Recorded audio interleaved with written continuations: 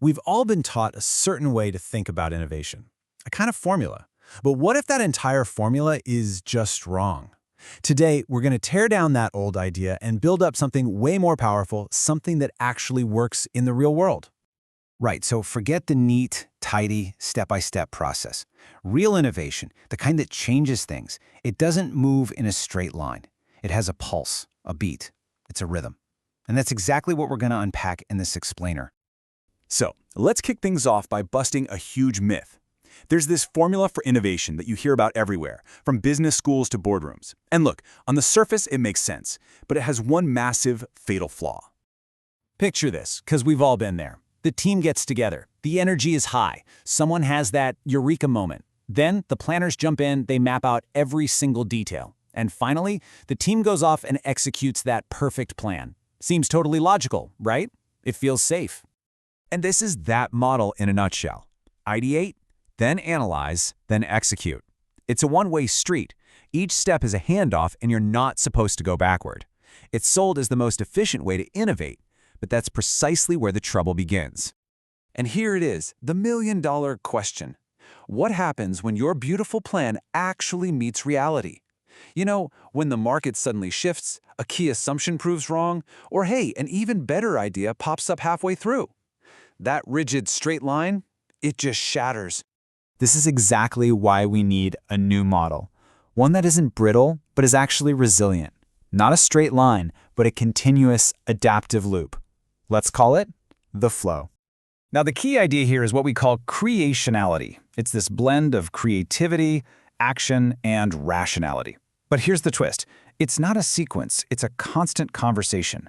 Creativity sparks an idea, rationality helps clarify it, and action goes out and tests it. And then, this is the magic part, what you learn from that action feeds directly back into new creative ideas, and the cycle starts all over again. So you have to stop thinking about it like an assembly line, right? A rigid, mechanical process. It's much more like a living ecosystem, where every part is constantly interacting with and nourishing the others. So how does this cycle actually work? How does it create real progress? Let's break down the 3 core pillars and the specific job each one has in this whole dynamic. So the first thing you'll notice is that this is not a pyramid, it's a circle. We have 3 equal partners here. Creativity is all about exploring, rationality is for clarifying, and action is for discovering. Each one is totally essential. And here's how they play together. Creativity is the part that dreams, that asks, what if? It opens up all the possibilities. Then rationality comes in, and it's the pragmatist. It asks, okay, of all these ideas, what should we pursue? And finally, action is the scientist. It takes those ideas and tests them against the real world to discover what actually works. That learning then goes right back to fuel more creativity. Okay, so a totally natural question at this point is, got it. So I just need to spend exactly 1/3 of my time on each of these things, right? Is that the goal? Perfect static balance? No way! And this quote just hits the nail on the head. It is not about balance, it's about rhythm. Real innovation isn't about keeping everything in perfect equilibrium. It's about knowing when to lean into creativity, when to pull back for some deep analysis, and when it's time to just get out there and do something. The real skill is learning how to change the beat. So this all sounds pretty cool in theory, but does it actually show up in the real world? Oh yeah. Let's take a look at how this flow is the secret sauce behind some of the most innovative groups on the planet. I mean, think about these companies. They are legendary for constant innovation. And they don't do it by putting their dreamers in one building and their engineers in another. No, they build systems where ideas, analysis, and crazy experiments are all constantly feeding each other. They live this rhythm. And what's really fascinating is that this creationality idea isn't just another framework to add to the pile. It's more like a meta-framework. It shows you the DNA that other successful models share.